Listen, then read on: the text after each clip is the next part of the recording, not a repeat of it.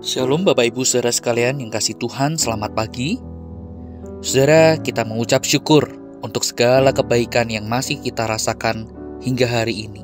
Semua adalah karena karya dan anugerah Tuhan. Saudara, mari sebelum kita memulai aktivitas kita pada hari ini, kita datang kepada Tuhan untuk memohon tuntunannya. Mari kita berdoa. Bapa yang baik, kami mengucap syukur untuk hari ini, untuk kepercayaan-Mu bagi kami, sehingga kami boleh melanjutkan kehidupan kami. Kami menyadari kami tidak bisa ada hingga detik ini di dalam kondisi yang baik karena kekuatan, karena hikmat kami. Bukan ya Tuhan, melainkan semata adalah karena anugerah-Mu. Ya Tuhan, tolonglah ketika kami hendak membaca merenungkan firman-Mu pagi ini, kiranya hikmat Tuhan bersama dengan kami, menolong kami untuk memahami apa yang menjadi isi hati Tuhan, dan menolong kami, memampukan kami untuk hidup di dalam kebenaran firman-Mu. Tuhan, tolonglah kami menyerahkan waktu di depan ini di dalam nama Tuhan Yesus kami berdoa. Amin. Saudara sekalian kasih Tuhan, perenungan kita pada hari ini terambil dari Amsal pasal yang ke-12, ayat 1 sampai dengan ayat yang ke-14. Namun, saya ingin mengajak kita sekalian membaca ayat 1 sampai dengan ayat yang ketiga dan ayat yang ke-14 saja. Demikian firman Tuhan. Siapa mencintai didikan, mencintai pengetahuan. Tetapi siapa membenci teguran adalah dungu. Orang baik dikenan Tuhan, tetapi si penipu dihukumnya. Orang tidak akan tetap tegak karena kefasikan, tetapi akar orang benar tidak akan goncang. Ayat yang ke-14, setiap orang dikenyangkan dengan kebaikan oleh karena buah perkataan, dan orang akan mendapat balasan daripada yang dikerjakan tangannya. Sampai di sini kita membaca firman Tuhan. Saudara, prinsip Amsal sejak permulaan adalah pilihlah hikmat dan tolak segala kefasikan atau kebebalan. Saudara, hal ini adalah hal yang mendasar, seperti orang membangun rumah yang harus didirikan dengan fondasi yang kuat, fondasi batu, bukan pasir.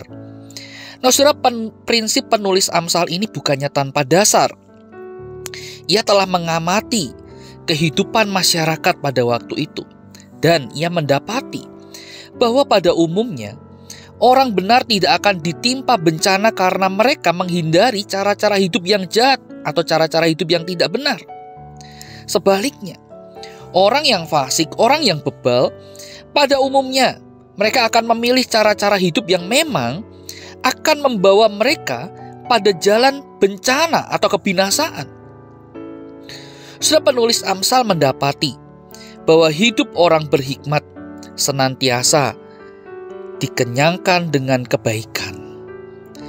Nah, sekarang yang menjadi pertanyaannya adalah bagaimana caranya untuk memiliki hidup yang dikenyangkan dengan kebaikan. Kita perhatikan ayat yang ke-14. Saudara, tidak lain yaitu oleh karena buah perkataan. Ternyata buah perkataan yang mengandung kebenaran firman Tuhan atau hikmat Tuhan akan memberikan dampak besar bagi kebaikan. Sesungguhnya perkataan memang bisa menghasilkan dua hal, yakni yang baik dan yang jahat, tergantung dari sumbernya.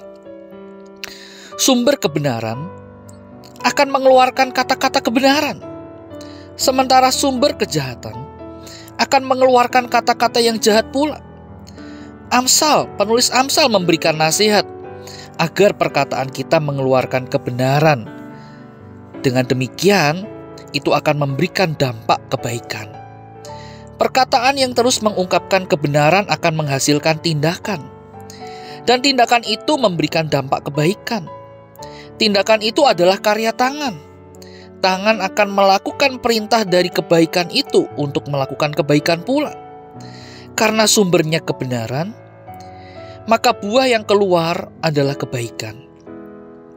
Buah kebaikan yang dihasilkan memberikan dampak tidak hanya bagi dirinya, tetapi juga bagi orang lain. Itulah sebabnya ketika hidup di dalam kebenaran atau hikmat Tuhan, saudara, kita akan hidup dikenyangkan dengan segala kebaikan. Nah saudara, mari kita mendengarkan, kita memperhatikan dengan sungguh setiap perkataan Amsal ini.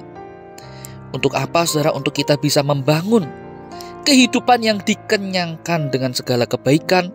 Dan tentu saja hidup yang demikian adalah hidup yang diperkenan Tuhan dan hidup yang menjadi berkat bagi orang lain. Kiranya Tuhan menolong kita, Tuhan Yesus memberkati kita untuk kita bisa hidup di dalam hikmat-Nya, hidup dengan berkata-kata di dalam kebenaran-Nya, sehingga kita boleh menjadi berkat bagi sesama kita. Mari kita berdoa. Tuhan, tolonglah kami di tengah segala ketidakberhikmatan kami, baik di dalam pikiran, perkataan, tindakan kami. Kiranya Allah Roh Kudus sendiri yang terus menguasai, menuntun kami, sehingga kehidupan kami boleh menjadi hidup yang sungguh-sungguh berlandaskan oleh hikmat Tuhan. Ajar kami untuk tidak menjadi orang yang bebal, orang yang tidak mau diajar oleh Tuhan. Tuhan, tolonglah beri kami hati yang lemah lembut, hati yang siap dibentuk oleh Engkau. Tolonglah kami, pakailah hidup kami untuk menjadi alat-Mu. Kami berdoa di dalam nama Tuhan Yesus Kristus. Amin. Selamat pagi, Tuhan Yesus memberkati kita.